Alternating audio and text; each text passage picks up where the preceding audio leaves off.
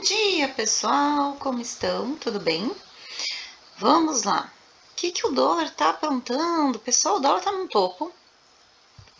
Tá andando meio de ladinho no estopinho.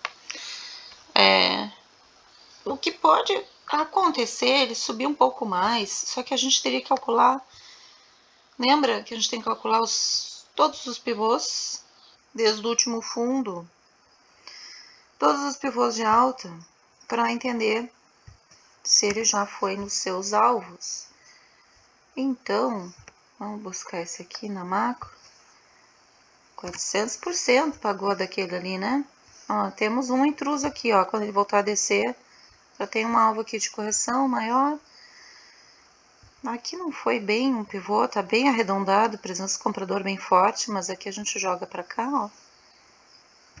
300% também pagou. Aqui ele tentou simular um bate, ó, para o pessoal cair na venda.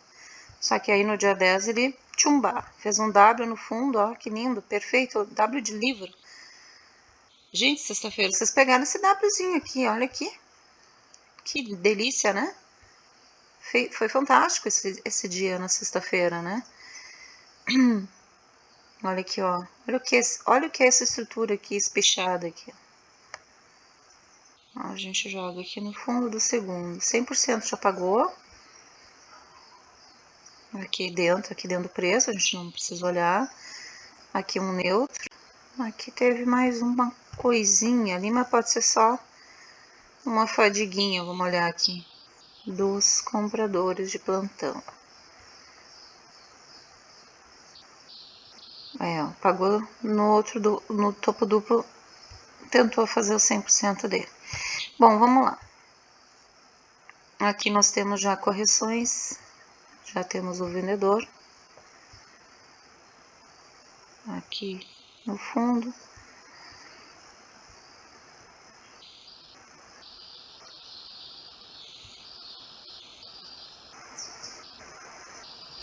E aqui voltou para as compras. Esse fundo aqui para cá. Ele já abriu em 500.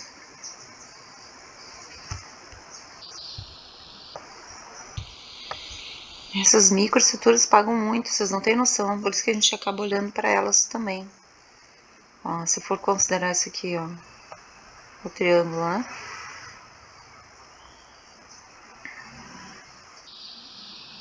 Aqui, pagou já os compradores nesse ponto.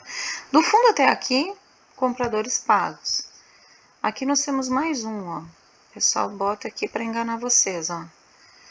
No que é invisível seria de baixo, mas vamos pegar aqui. Se for continuidade, está dentro do preço. Ele mesmo já foi no 100% praticamente, tá? Então, negou 100%. Mais um de alta, embora fizesse o 100%.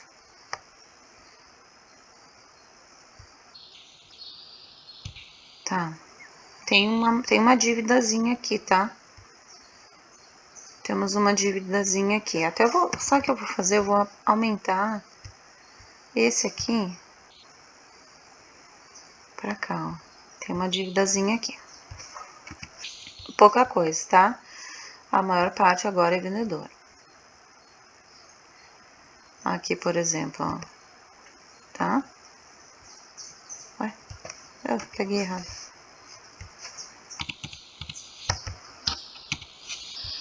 É você que eu quero? Ó.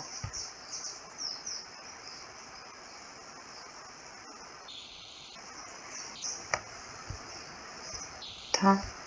Temos confluência aqui embaixo e temos uma dívida em cima. Isso é ruim, porque quando a gente tem um teste de máxima, né, que pode ter sido esse aqui, né, esse aqui é o teste de máxima, aí como é que a gente faz para ter certeza que foi o teste máximo que a gente tinha falado no recap lá que a gente poderia ter esse teste de máxima, né, ele abrir em gap e tal, fazer o teste de máxima, depois voltar para a tendência, cair, né, e aí depois que ele pega os alvos, ele dá uma corrigida. Isso é comum do preço, né, a gente sabe que o preço não anda reto, né, Mas, o que eu preciso, aqui, por exemplo,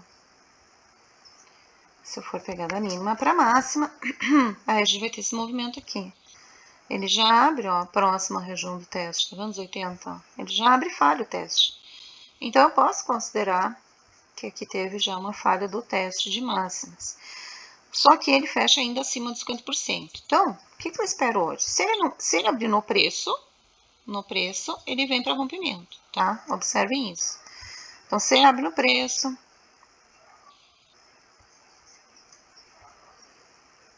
ó,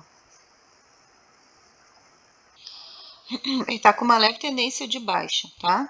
Ele abre no preço ou acima do caixote de fechamento, tá? Ele abre aqui nessa continuidade desse canalzinho aqui. Então, marquem o canalzinho. Marque o canal que é interessante. Marcou o canal? Ok. Aí agora vocês vão observar. Ele tá abrindo acima, ó. Tá abrindo aqui, ó, acima. E tá batendo aqui, fazendo pivô de alta. Ele vem para rompimento, tá?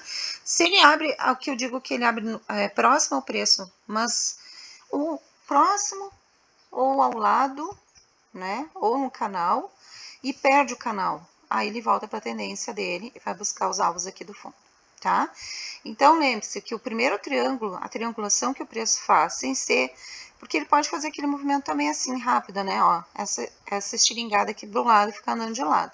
Quando ele faz isso, ele pega a liquidez de cima e de baixo do canal, e aí fica andando de lado, porque ele fica decidindo ainda o que vai fazer, exatamente porque ele está com dívida em cima e dívida embaixo, tá?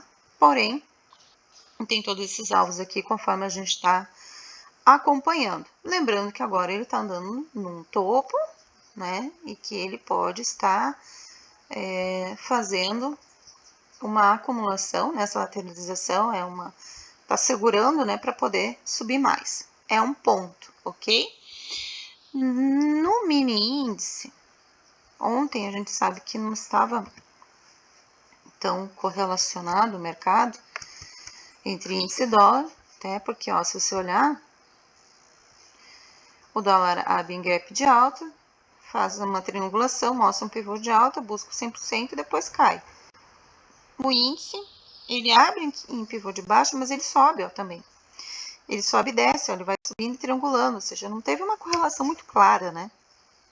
Porque o dólar num topo, o índice no fundo, mas o índice comprando, né? Comprando por quê? Aí vamos falar daquele movimento atípico que eu havia comentado com vocês. Comprando porque nas vésperas, né?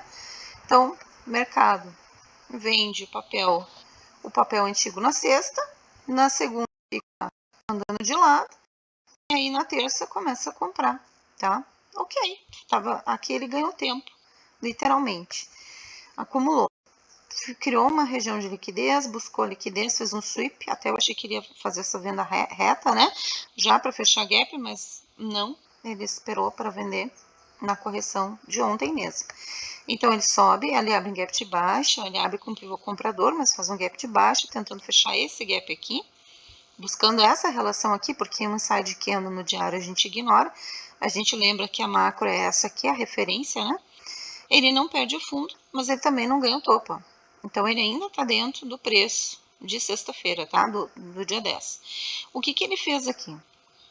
Ele fez um gap, fechou o gap, aí foi para aquela região de range, né? Olha aqui, ó. Fez a mesma, quando a região sentiu ela, fez um W, buscou entrada aqui nesse W, ó, esse W aqui é uma boa entrada, quem não entrou no primeiro pivô comprador, nessa região, já compra aqui atrasado, mas já pega uma baita subida ainda, porque ainda tinha alvo, né? Então, entrar aqui ou entra aqui, fez a compra igual. Ó, o Wzão, né? E Ws grandes, assim, não tem muito, o alvo não é muito longo, né? Pode ver que o alvo não é tão extenso, né? Fez o primeiro, fez o segundo, e aí foi, né? Foi para teste. Não rompe, falha no teste, aí vem fazer a correção do 61 do dia, né? A correção do 61.8 do dia, ele pegou perfeitamente, e aí ele volta para a máxima, né? Criando, então, esse canal de alta. Mesma coisa, se ele abrir no preço, aqui nessa região, tá? Ele segue subindo. Se ele abrir com um gapzinho, ele pode descer para fazer o teste de mínima aí e validar. Como o papel é novo, ele precisa romper algum lado, tá? Ele precisa romper as máximas ou as mínimas de referência, principalmente as de sexta, tá? Lembrando que, se não me engano, dia 9 ou 7, que era a nossa referência. Aqui, ó, ainda a nossa referência macro tá aqui, tá? Quer que se bem que o dia 7 ele venha, ele corrige, ele sobe, faz o teste de máxima, faz o teste de mínima, rompe.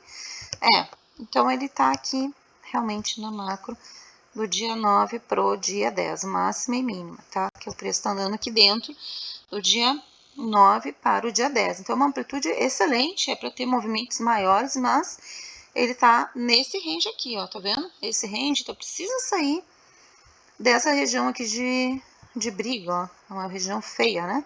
Ele precisa sair dessa região aqui, e toda vez que ele entra aqui, ele não fica andando como a gente gostaria, né? Direcional, ó. Ele fica andando, olha, ele imita, né, essas estruturas. Muito ruim isso, né, quando acontece com o preço. Eu gosto do preço andando mais fluido.